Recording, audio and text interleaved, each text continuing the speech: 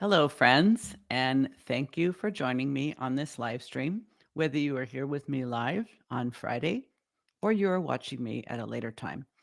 Please excuse, I do have a cough drop in my mouth, and you may hear it clicking against my teeth because this just seems to be one of the lasting effects of having had COVID all the way back in August. I never really feel like I can completely clear my throat. But if it's not too distracting, let's get started. Whether or not you join me this week on the Driven Woman podcast, I will be referencing that episode. You do not have to have listened to it to benefit from watching this live stream. However, I have a feeling that you may want to go back and do so afterwards. The reason why is my guest was productivity expert Amber de la Garza. We met several years ago at a podcasting conference, reconnected, and recently did an interview exchange. I was a guest on her podcast and she was a guest on mine. One of the reasons why I have so much respect for Amber de la Garza is because she deeply understands the struggles of the self employed, meaning we only have two commodities in this world. And this is not just true of self employed people, but really of all people. We have two commodities, we have money and we have time. Sometimes we have more time on our hands and less money to spend. And that's when we are in the bootstrapping and the DIY phase of building our own business. Later on, as you get more established, you have more consistent lead generation, more consistent clients, more consistent revenue. Now you've got different problems. Now you probably have more money and less time. However, almost across the board, and I have been working with self employed people for a number of years now. And I myself have been self employed for about 12 years and counting. Actually, this will be my 13th year. One of the things that I see over and over and over, and I specifically wanted Amber to be my guest on the podcast to talk about with me, is this. Almost inevitably, when business owners start off, they are usually starting off with no help. They are starting off on their own, they're DIYing everything, or perhaps hiring out on a case by case basis, hiring out a specific project and then taking it over on their own. They typically do not start with help. Now, this is a wonderful thing because when you're not yet generating revenue, you should not be spending a lot of money on hiring help. But at some point, the equation shifts and you need help. However, in my experience, and this absolutely applies to me as well. And I will talk a lot about my own experience and my own struggles with being the bottleneck in my business. Because when you are scrappy, when you know how to do a lot of things or have learned how to do a lot of things, it can be very challenging to let go and truly let go, even once you've hired help. That's what I'm referring to when I say being the bottleneck in your business. For example, when you're just getting started, you're using Canva. You're not hiring a graphic designer.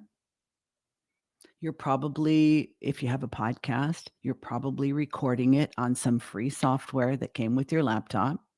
You're probably learning how to do the editing yourself. So the more scrappy you are in the beginning, the farther you can get before you actually have to spend money on hiring help. But this can totally, totally work against you. And I would say the people who are more tech savvy, the people who are more, they're just kind of more of the self made person. They generally don't ask for help until they get really stuck. They usually try to figure out how to do things themselves, whether that means watching YouTube videos or just faffing around with it until they can make sense of it. And that can be very, very satisfying and save money. But the more things you're able to figure out how to do for yourself, once you do hire help, it can be really hard to just take your hands all the way off. Now, I don't mean take your hands off, turn your back, and delegate and never follow up. Obviously, that doesn't work. But for myself, I'm no graphic designer. I can barely draw a stick figure.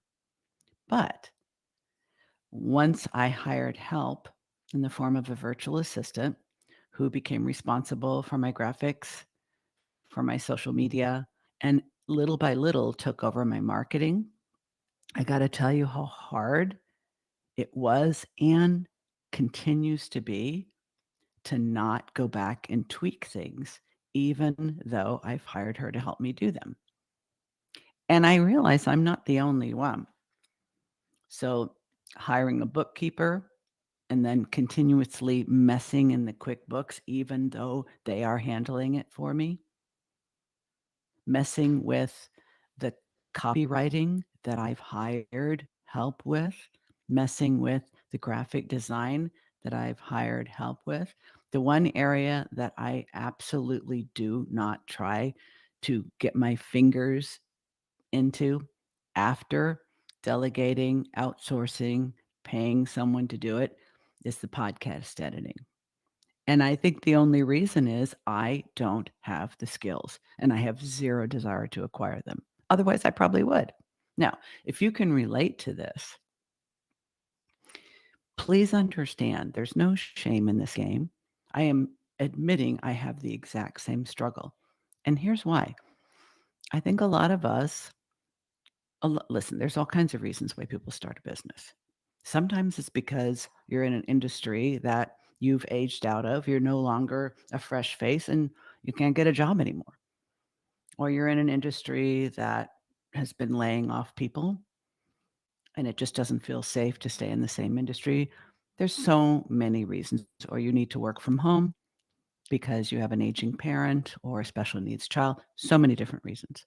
But if you are part of the group of people who started your own business because you were a superstar in corporate, nonprofit, or academic settings, you excelled far beyond your pay grade and yet got paid exactly the same as other people who were just dialing it in.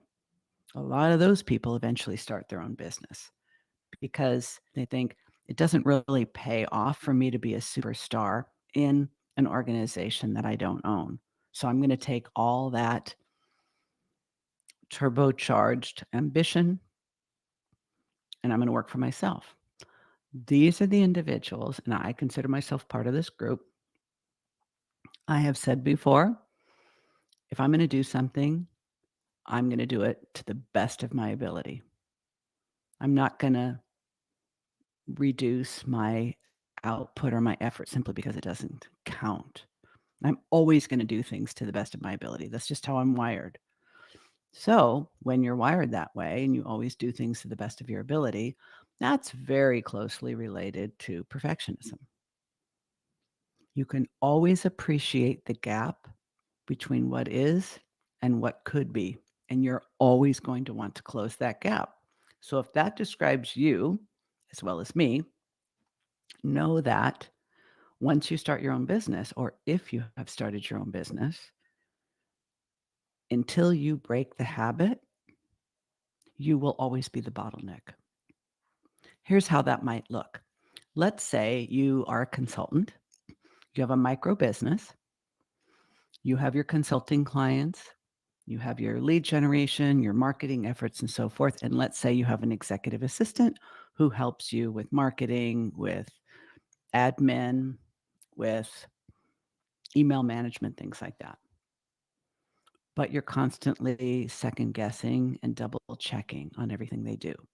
So for example, let's say you're a consultant and you want to be a guest on podcast as part of your marketing strategy for 2023. And you give your executive assistant the assignment to find appropriate podcasts for you to guest on. Task 1. Task 2, create an email template that can be customized for each of those show hosts and send them out on your behalf. Now, that would be a wonderful way to use an executive assistant as a consultant who wants to be a guest on podcasts. Fantastic. Nothing wrong with the plan. If you have to review and proof and approve every single one of those emails, you're the bottleneck.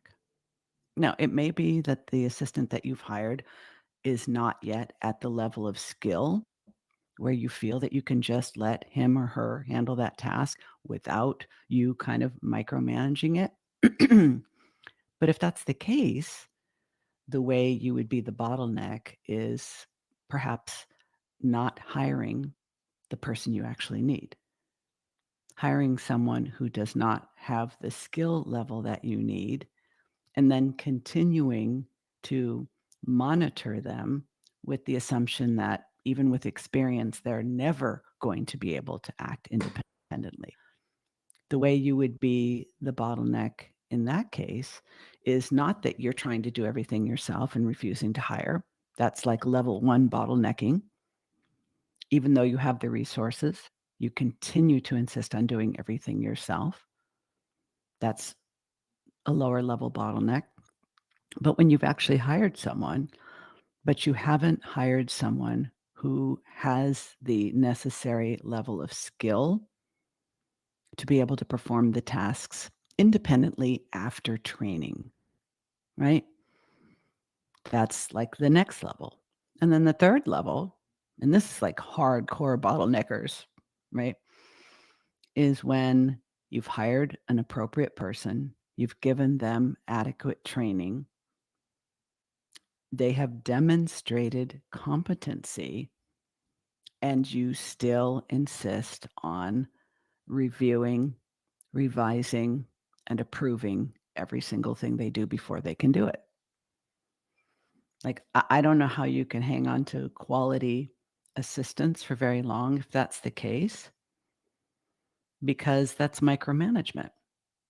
And it's one of the number one complaints that I hear from people who have left corporate to become virtual assistants because they had a boss that was a micromanager. Now, I seriously doubt that you think of yourself as a micromanager.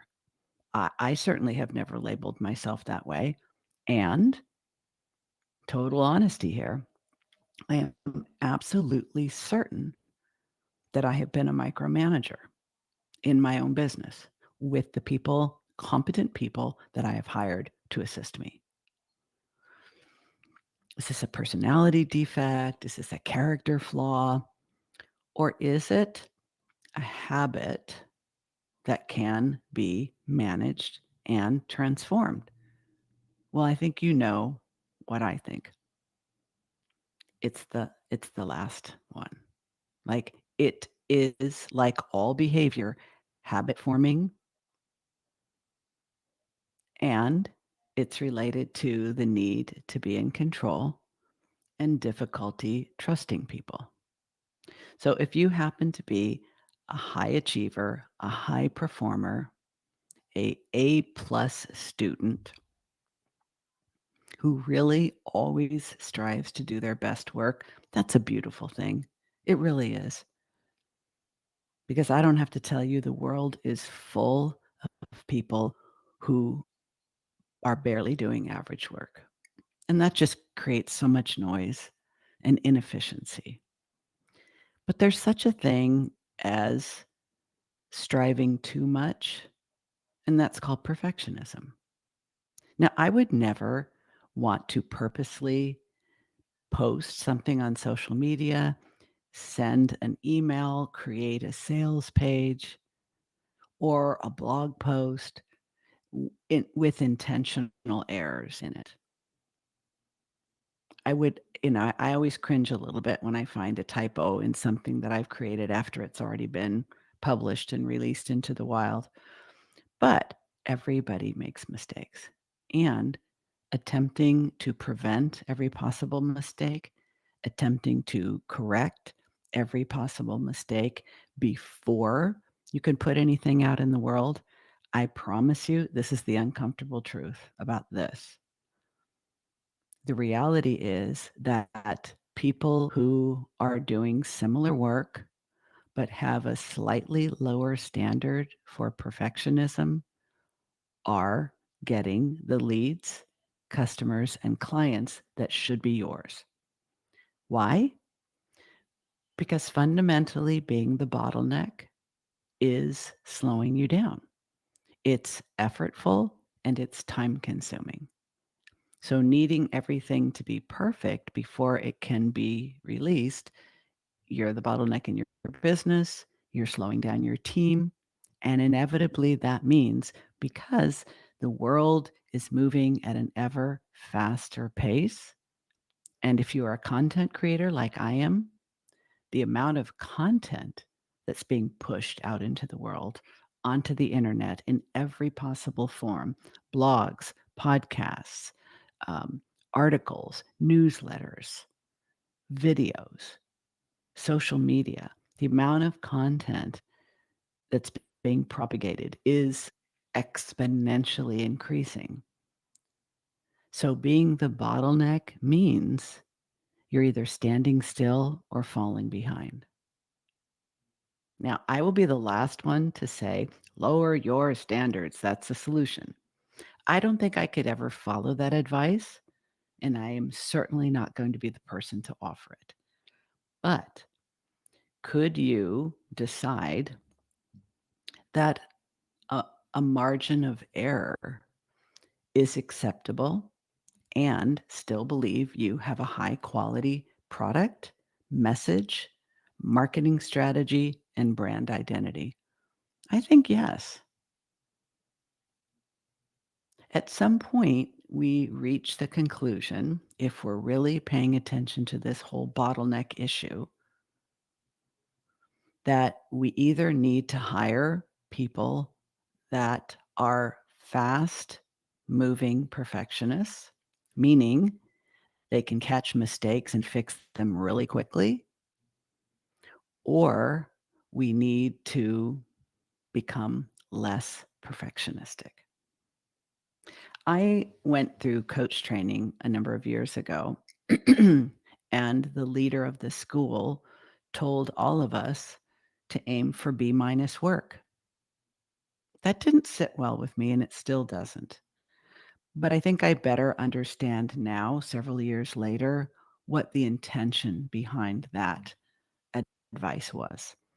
The advice to do B minus work, I believe, is based on this.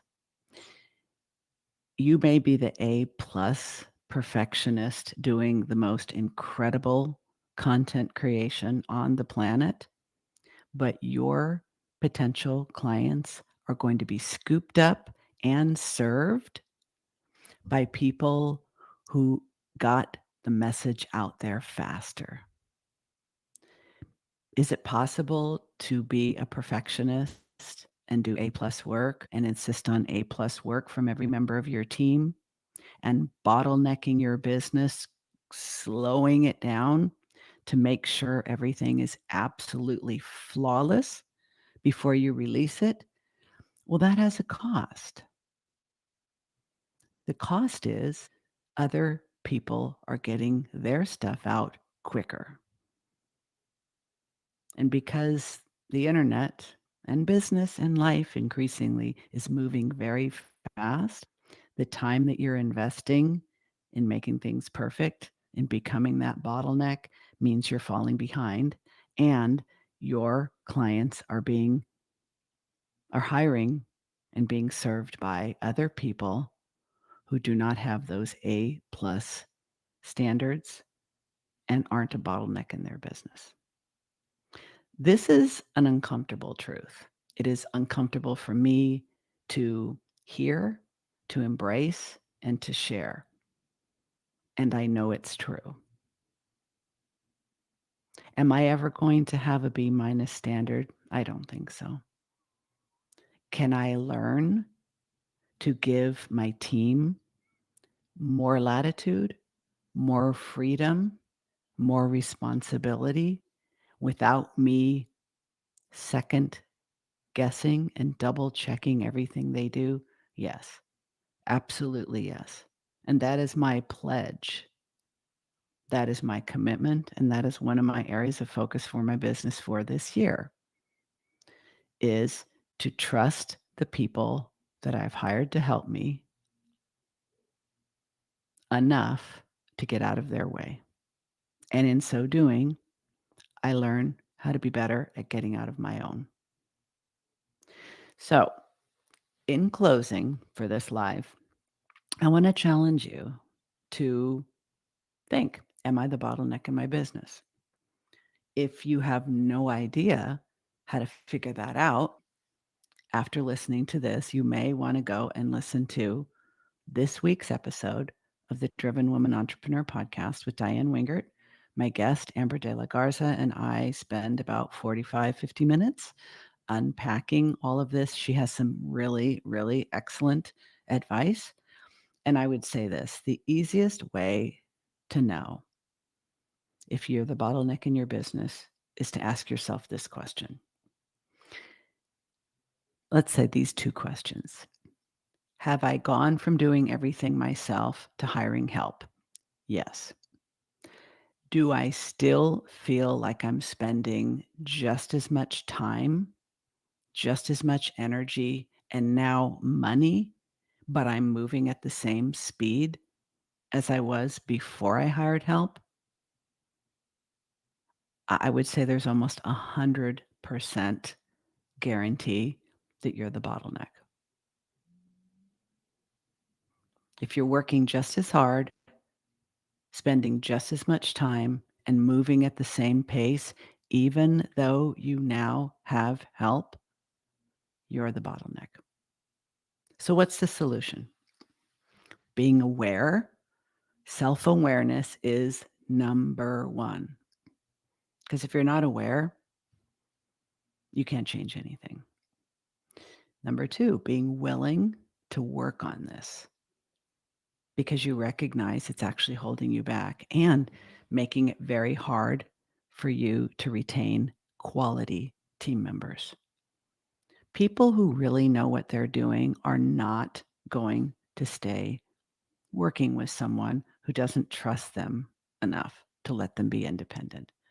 So if you have a lot of turnover in your business, you're probably a bottleneck. You may need to hire other people, higher priced people, because one of the things I've seen business owners do, and I have personally done, is hire people who aren't quite skilled enough for what I need. And then that became the excuse for me continuing to micromanage them. You're making it so much harder for yourself than it needs to be. And I don't know about you, one of the things that chaps my hide more than anything else is when I see people who I know I could serve in the best possible way choosing to work with someone else because that person scooped them up while I was still fixing the copy on an Instagram post that a handful of people are going to see. Makes no sense. In closing, all behavior is habit forming. So pay attention to your habits. If your habits are you're tweaking the copy, the color, the positioning of the image, it really doesn't matter because those aren't the things that move the needle. The things that move the needle in your small business are generating leads and closing sales, period. No matter what kind of business you have. Spend your time, your focus, your energy, your effort where it matters.